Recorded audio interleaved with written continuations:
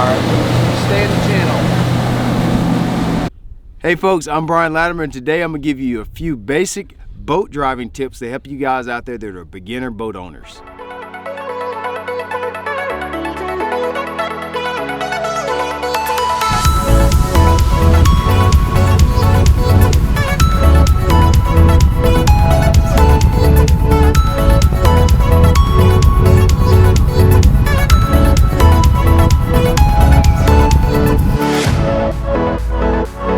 So let's start with the basics, planing off. What I mean by planing off is let's make the boat go. How do you actually put it in motion? One of the first things you want to do when you put your boat in the water and you're ready to take off, of course you've already got your life jacket, you've got your kill switch attached. A boat is a very dangerous piece of equipment. If it's not used properly, you can really ruin the day. The first thing that I want to do is trim my motor all the way down. I've got my jack plate all the way down. If you have a hydraulic, if you have a manual, you don't have to worry about that. But I'm gonna let my engine trim all the way down. What I'm gonna do, after I'm sure that there's nothing in the way, there's nothing that I can hit, no obstructions, I'm gonna usually, with most engines, I've got to give it a pretty good amount of gas to get it up on plane. So I'm gonna give it gas. As soon as that engine starts to plane, then you can use your trim to trim the engine up and get the bow of the boat up just a little bit. After we're on plane and we're in motion, we're going down the lake, you've got some good speed going. One thing you'll notice about a bass boat is you don't have brakes. There's no brakes. There's one thing on a bass boat that's more powerful than anything on here, and it is your trim. Everything that you're going to do to manipulate how this boat runs, how fast it goes, how fast it stops, is through your trim. Your trim works as a brake, and it also works as a second throttle as well.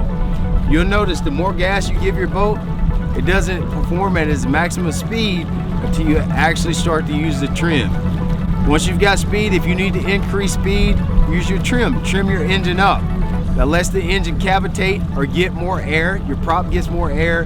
The engine turns more RPM, and you're increasing speed. If you're starting to get into rougher water, or perhaps you need to stop the boat or slow down, the first thing you need to do before you ever hit the throttle is use your trim. The trim works as a brake. You trim the engine down.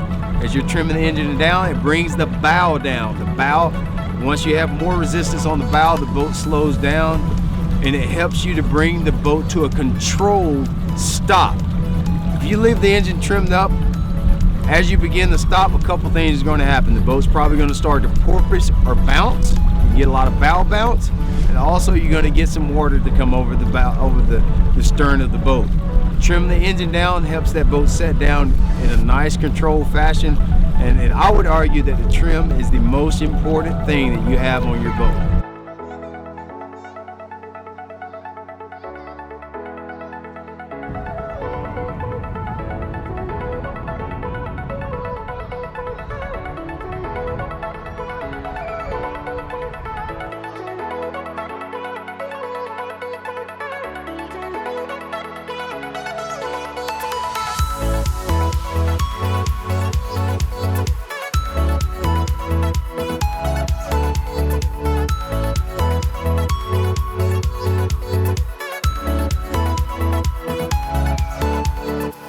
At some point, I don't care what lake or river or what day you decide to fish, you're going to have some inclement weather that you're going to have to face.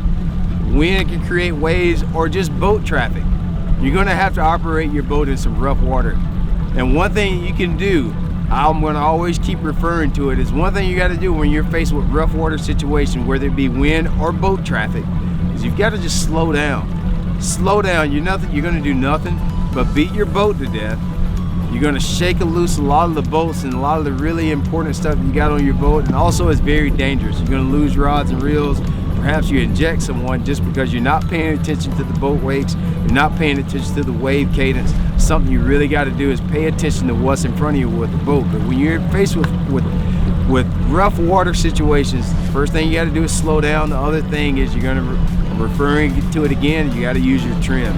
Use your trim to bring that bow down so you can slice the waves. Use the keel of the bass boat to break those waves You don't want to trim it down too far depending on how rough the water is, because you don't want to spear a wave.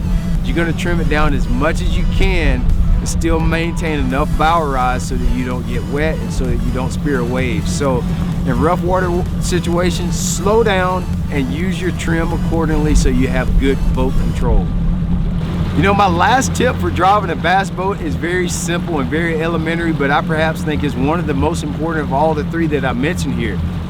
Is being familiar with the water that you're running. You really need to know what's out there when you're running. It's not like driving a car. When we're out here on the lake, we don't know what obstructions are out there. We don't know if there's any underwater humps or trees. There's a lot that can go wrong when you're driving a bass boat because we can't always see the depth change.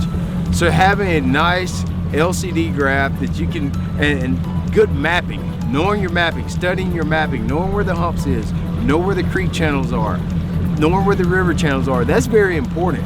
Because if you run a land or if you run on stumps or trees, you can really ruin your equipment really fast. So be familiar with your water. Know where the shallow areas are, know where the deep areas, know where there's things that you can hit, because if you don't, you're gonna get in trouble real fast and you're gonna spend a lot of money on repairs. So try these tips out. If you're a beginner boat owner, just take your time out there, be very careful and pay attention to your surroundings. And I promise you, owning a bass boat is one of the best things that you will ever do. So have a lot of fun with your family and friends. You're gonna catch a lot of fish as well.